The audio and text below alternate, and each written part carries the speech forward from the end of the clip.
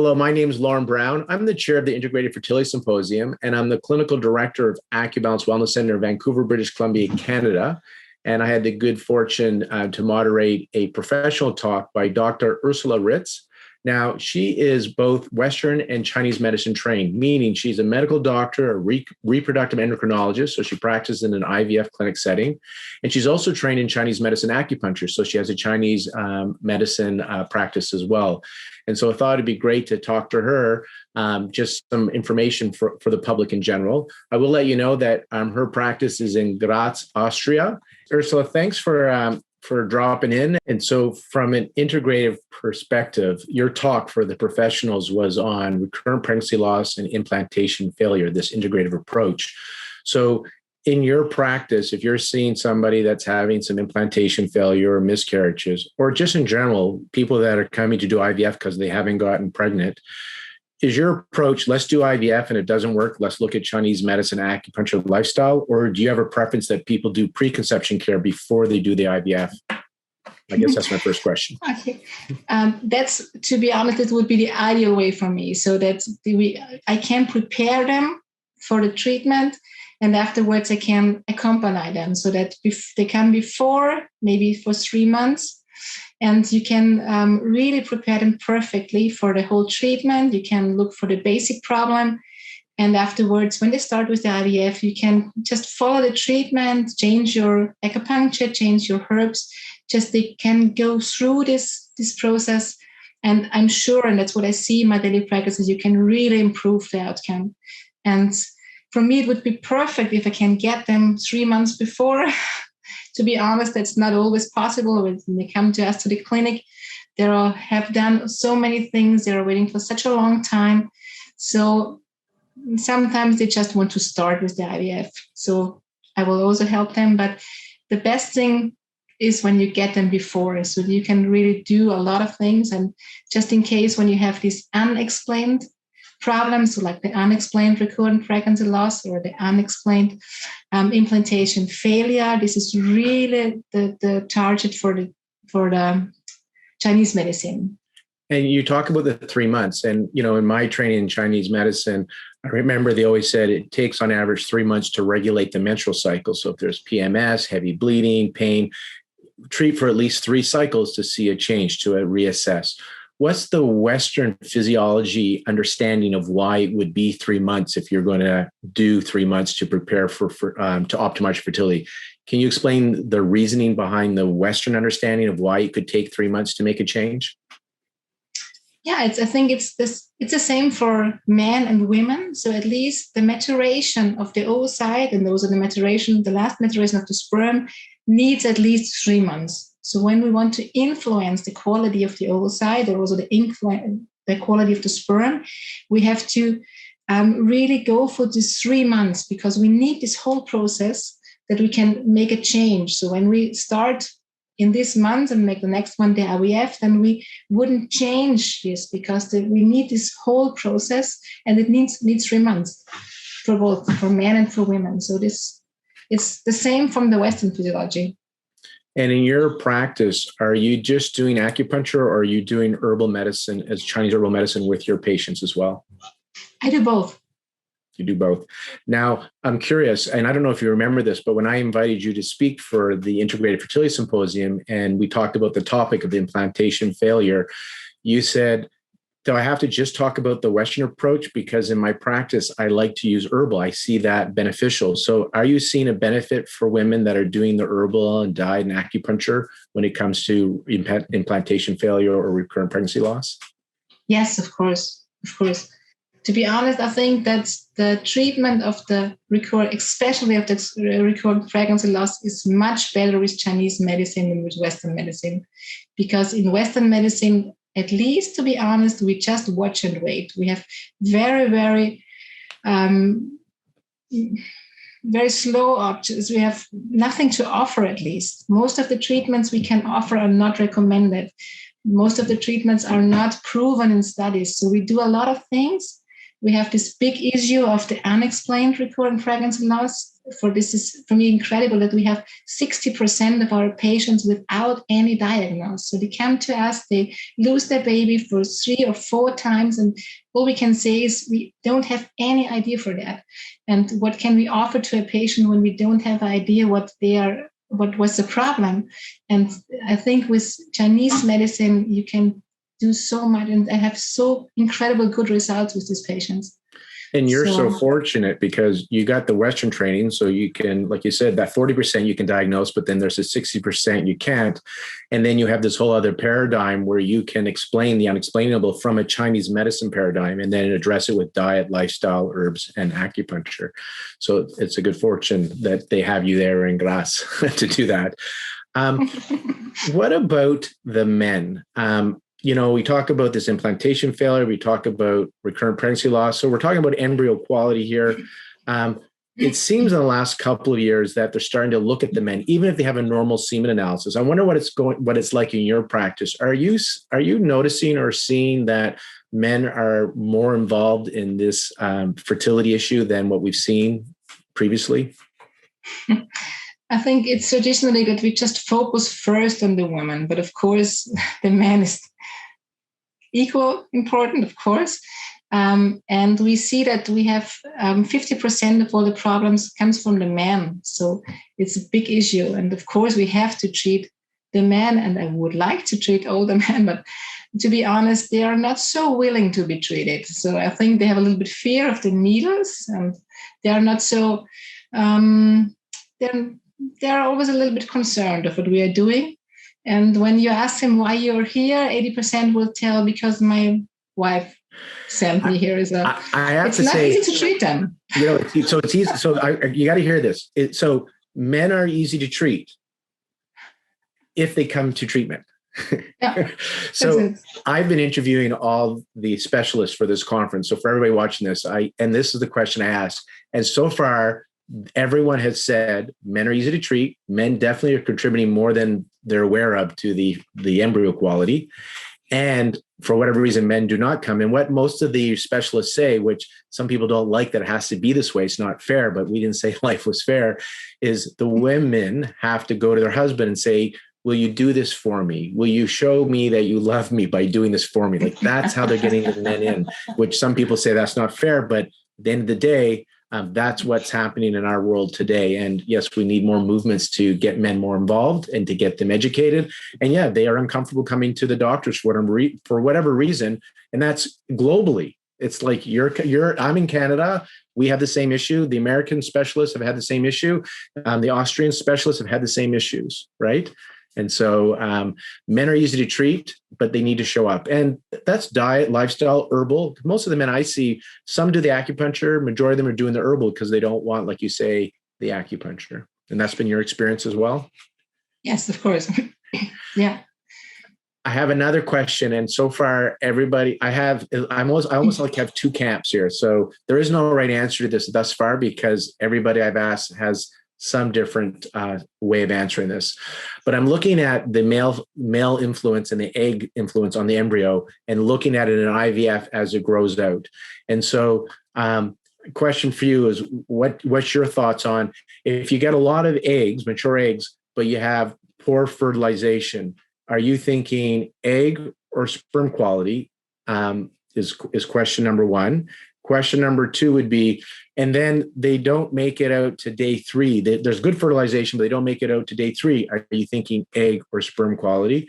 And they make it to day 3, is question 3, but you can't get them to those blasts.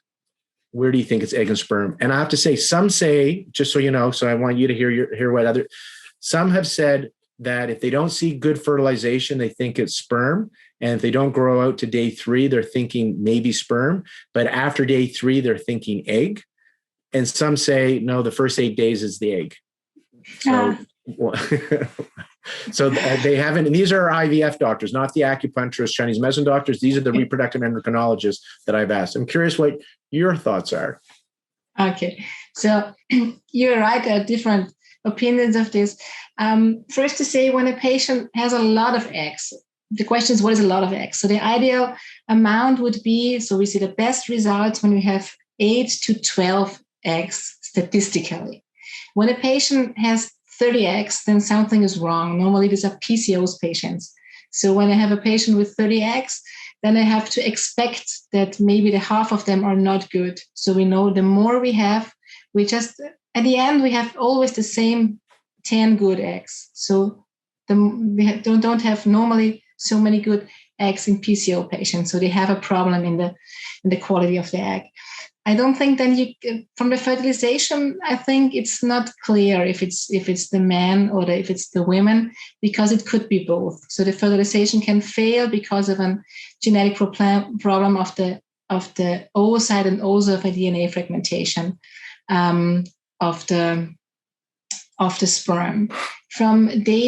When you have a problem between the fertilization up to day 3, I think it's more the problem of the egg, because the DNA of the prescription of the DNA of the man starts at day 3. So all what happens before is normally the women. So when we have a problem in the first 3 days, we would think about the problem in the oocyte.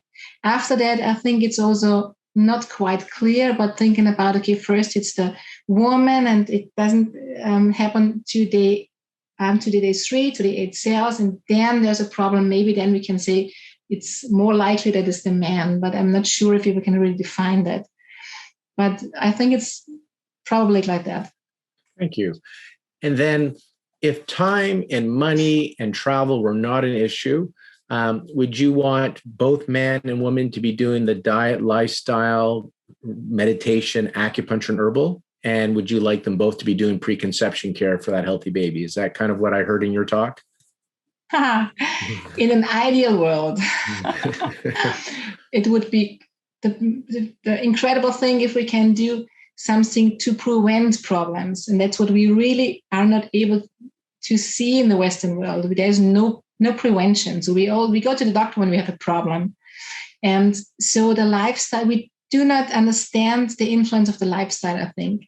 And most of the people do not understand how important their nutrition is and how important it is that they do their sports, they do their meditation, whatever. So it would be perfect if they come 3 to 6 months before the treatment, if you can talk to them about nutrition, about lifestyle, when they get relaxed, when you start with the herbs, with the acupuncture, and when after that, they go to the clinic. I'm sure the IVF practitioners would not like it because they will lose a lot of patients on the way. So they get, pregnant before that. In Austria, we have the so-called problem, that it's really easy to get an IVF. So it's not very expensive. And when you come to the clinic, after one cycle, you can start. So we talked when you were in Graz that in the States or also in Canada, the situation is that you get the treatment often 3 or 4 months later. So you have the chance as TCM practitioner to get these people. In Austria, we don't have that. So we have to convince the patients and we have to convince the doctors in the clinic that really would make sense. And the more severe the problem is, that the more important it is to get them earlier.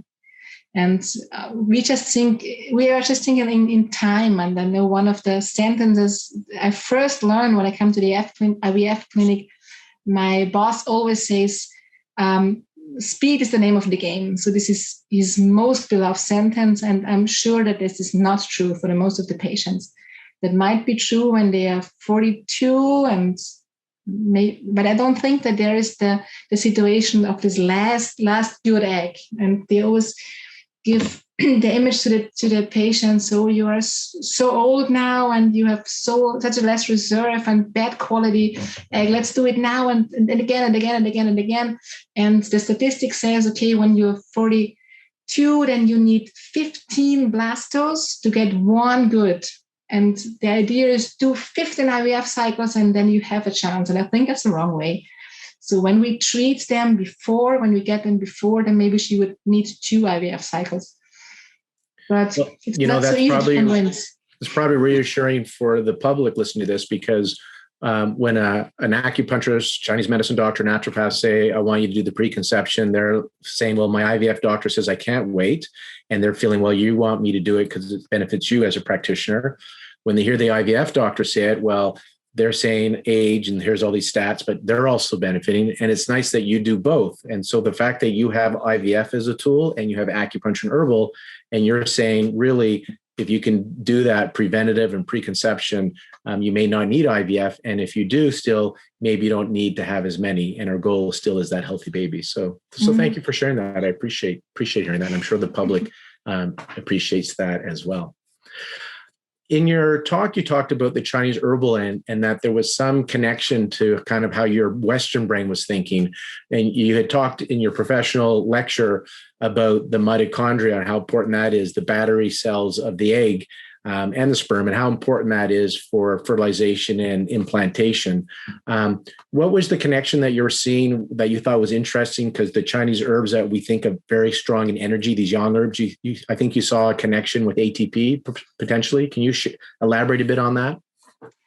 Okay, yeah, this is really interesting, and it's something really amazing for me. They did a lot of studies on the pharmacologic function of herbs. So they look what are they doing from this. When we in TCM, we talk about yin tonics, yang tonics, we talk about qi, we talk about the jing. So this is a completely different description.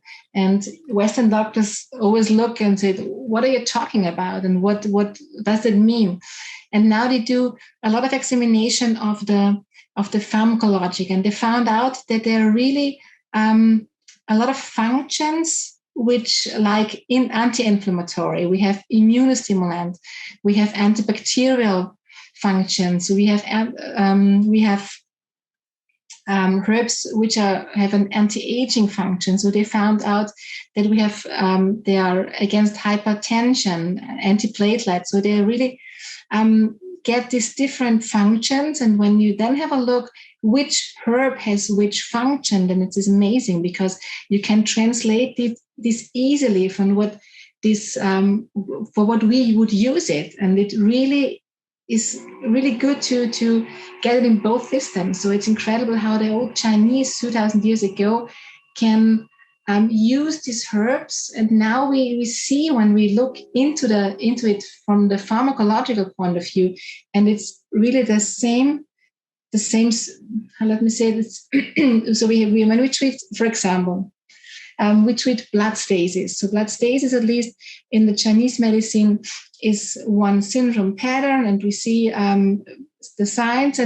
But normally we do not translate this. But when you're talking about in Western medicine, then blood stasis could be a thrombotic disease.